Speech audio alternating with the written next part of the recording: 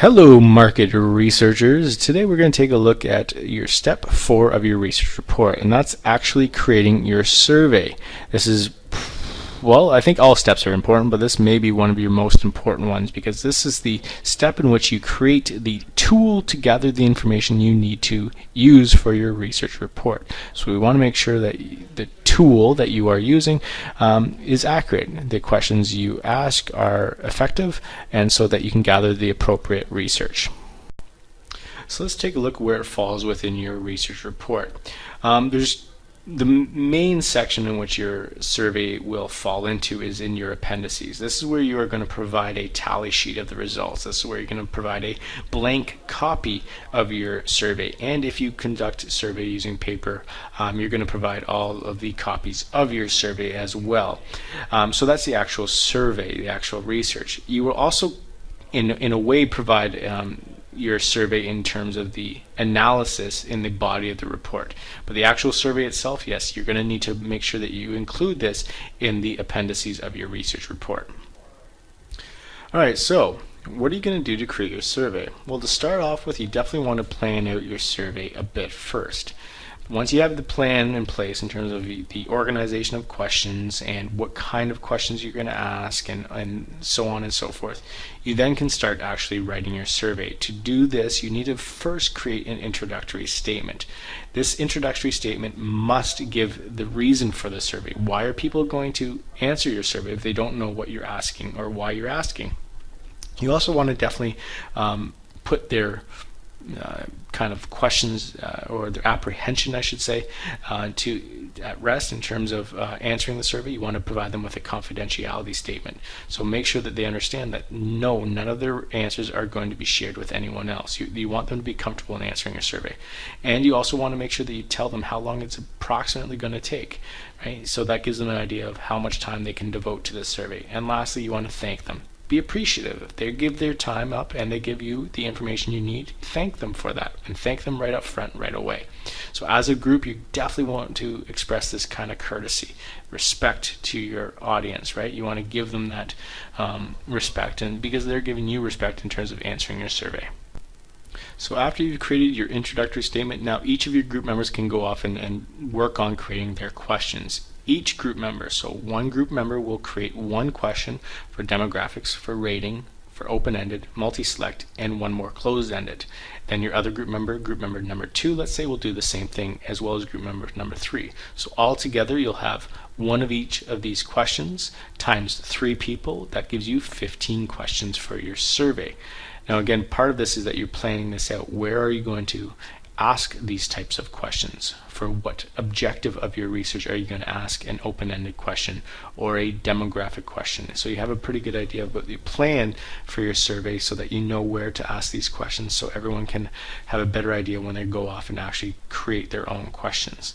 Not to say that you can't do this as a group as well, but again, remember, each group member is responsible for 5 questions, one of each of these, right? So it's not falling under one person to create the whole survey. So when you're finished, your survey should have the introductory statement. It should have 15 questions and your demographic questions definitely at the end. And therefore your survey should attempt to answer the research purpose, provide information that helps address the research purpose. It should attempt to answer those objectives or achieve those research objectives you first put down in step number 2.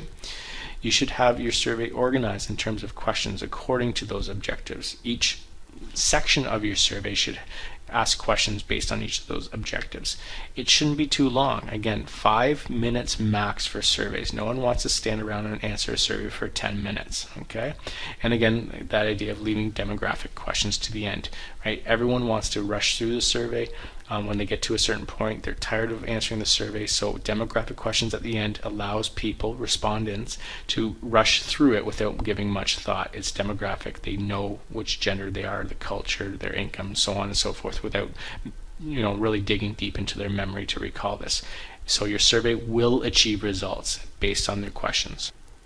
Okay, so once you have your survey plan, now it's time to distribute your survey. This is something you should have thought of before you actually create your survey, but I put it in after you've created the survey in terms of this lecture video to give you that idea of process, right? You create your survey, now you go and distribute it, right? You need to distribute to the sample size. If you say you're going to survey 150 people, you need to survey 150 people, right? You definitely want to make sure you also address sample randomness and bias. Make sure that you're not leading people into certain questions. Make sure you're sampling the appropriate target. Make sure that you are random in conducting your survey. Again, you can do paper or digital or interviews if you want to. It's all about how you're going to achieve your research objectives most effectively. Okay, so for your report, well, in the body of the report, you're going to have explanation in detail of how the survey was conducted, where, what time, was it paper, was it digital, so on and so forth. This is the research method, really giving the reader the idea of exactly how you conducted your survey. In your appendices, again, this is where your sample survey will be found. This is where your tabulated results will be found. And I also would like to see a sample of a completed survey if possible, right? You want to keep your copies of your survey on hand so that you can show them if your club, team, organization ever wants to see the entire survey respondents' results. All right, so how does this look? Well, let's take a look at an example. So this example is what you would find in the body of the report under the research method, explaining exactly how the survey was conducted. Notice that in this report, particularly this paragraph, it talks about that the research was conducted using surveys, why they used surveys, where they conducted the survey, how long it took for individuals to answer the surveys. Again, how many people they surveyed as well, so connecting back to that idea of sample size, and it gives all that information, that background to the survey, so that the organization, club, team, group, whoever you may be conducting research for, understands exactly how you gathered the information. All right, so here's an example of a survey, at least part of a survey. So notice the introduction. First thing we go with is the purpose, why someone's answering the survey. What's the purpose of the survey? It identifies how long the survey is going to take. It provides them with that confidentiality statement, and it also tells them how, that they appreciate the survey respondent answering their questions. Then it goes into those questions, 1, 2, so on and so forth, right? Some closed-ended questions there as examples. Again, your introductory statement doesn't have to be long. It's just 4 sentences, individual sentences, that's it.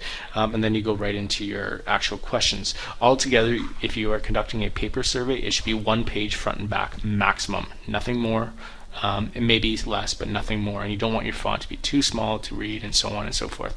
Take into consideration that your survey respondents want to be able to easily read these questions, want to be easily be able to answer these questions, and they don't want to take too much time. Alright, so here's an example of some tabulated responses. Now, if you, again, conduct your survey digitally, such as using Google or Fluid Surveys, they will tabulate the results for you. Otherwise, you'll have to tabulate this using Excel or another spreadsheet software. You'll need to tabulate it in terms of each question and each respondent and what they answered for each of those questions. So you'll see a running list of every respondent along the top, and so each column will be a respondent, and then each row will be a question, and you can see all of the results, and you'll need to include these tabulated results in your appendices as well for your research report. Okay, so where will you be assessed, or how will you be assessed for this section? Well, this comes under your knowledge. Do you understand how to properly conduct research? Through your survey, that's going to demonstrate to me whether or not you understand how to properly conduct research. Through your paragraph on your research methodology, that's also going to describe to me if you truly understand how to conduct research. So consider this as far as when you're creating your survey, that you'll be assessed on your knowledge category.